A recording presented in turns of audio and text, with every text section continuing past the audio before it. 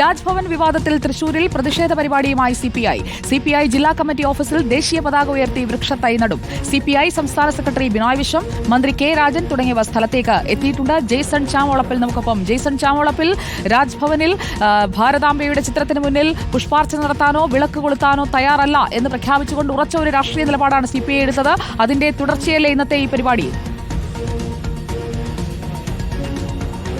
സുജിയ, തീർച്ചയായും രാജ്ഭവനിലെ ഭാരതാംബ വിവാദം അവസാനിപ്പിക്കാൻ സിപിഐ തീരുമാനിച്ചിട്ടില്ല. അത് ശക്തമായി തന്നെ വലിയ ചർച്ചയാക്കണമെന്ന തീരുമാനത്തിൽ തന്നെയാണ് സിപിഐ ഉള്ളത്. അതിന്റെ ഭാഗമായാണ് ഇപ്പോൾ സിപിഐയുടെ ജില്ലാ കമ്മിറ്റി ഓഫീസിൽ ദേശീയ പതാക ഉയർത്തും, പിന്നീട് വൃക്ഷത്തൈ നടും. ബിനോയ് വിശ്വം തന്നെ, സിപിഐ സംസ്ഥാന സെക്രട്ടറി ബിനോയ് വിശ്വം തന്നെ ഇവിടെ എത്തിയിട്ടുണ്ട്. എന്താണ് ഈ വിവാദം അവസാനിപ്പിക്കാതെ മുന്നോട്ട് കൊണ്ടുപോവുക എന്നതാണ് ഇത് പറയുന്നത്. പക്ഷേ ഇതിനകത്തുള്ളൊരു അടിസ്ഥാനപരമായ ഒരു കാര്യം ഭരണഘടനാപരമായ അവകാശങ്ങൾ അല്ലെങ്കിൽ അത് ലംഘിക്കപ്പെടുന്നു എന്നതാണോ സിപിഐ പറയുന്നത്? ദേശീയ ബോധത്തിൻ്റെ പ്രതീകമാണ് ദേശീയ പതാക. മഹത്തായ സങ്കല്പമാണ് ഭാരതമാതാവ്. ആ സങ്കല്പത്തെ പറ്റിയുള്ള ഏറ്റവും സ്വീകാര്യമായ നിർവചനം പുറപ്പെടുവിച്ചത് നെഹ്റുവാണ്. നെഹ്റു ഒരിക്കൽ ഒരു മഹായോഗത്തിലേക്കെത്തി വടക്കേ ഇന്ത്യയിൽ. അപ്പോൾ അവിടെ കൂടിയ ജനങ്ങളാകെ വിളിച്ചു പറഞ്ഞു, ഭാരത് മാതാ കി ജയ് എന്ന്. നെഹ്റു വന്ന് പുസ്തകം ആരംഭിച്ചത് ഈ ചോദ്യം ഉന്നയിച്ചുകൊണ്ടാണ്. നിങ്ങൾ ഭാരത് മാതാ കി ജയ് എന്ന് വിളിക്കുന്നു. അങ്ങനെ ചെയ്യുമ്പോൾ നിങ്ങൾ ആർക്കാണ് ജയ് വിളിക്കുന്നത്?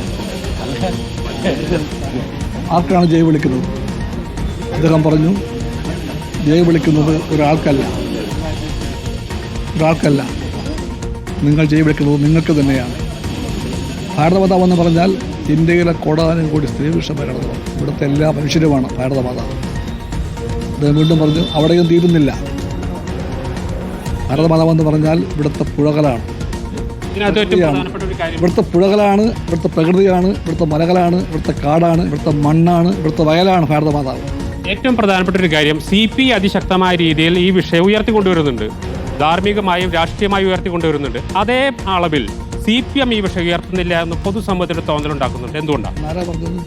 ഏത് മന്ത്രിയാണ് ഈ വിഷയത്തിൽ പറഞ്ഞത്? CPM ജനറൽ സെക്രട്ടറി പ്രതികരിച്ച് കഴിഞ്ഞിട്ടുണ്ട്. CPM-ന്റെ നേതാക്കളായ മന്ത്രിമാർ പലരും പ്രതികരിച്ചിട്ടുണ്ട്. CPM സ്റ്റേറ്റ് സെക്രട്ടറി CPI കാണിക്കുന്ന ഒരു അഗ്രസീവ് മൂഡ് കാണിക്കുന്നില്ല. സ്റ്റേറ്റ് സെക്രട്ടറി പ്രതികരിച്ചിട്ടുണ്ട്. ഇതിവിടെ അഗ്രസീവ് ഒന്നുമില്ലല്ലോ, അഗ്രസീവ് ഇല്ല. ഏതായാലും ഈ പ്രതിഷേധവുമായി മുന്നോട്ട് പോകും.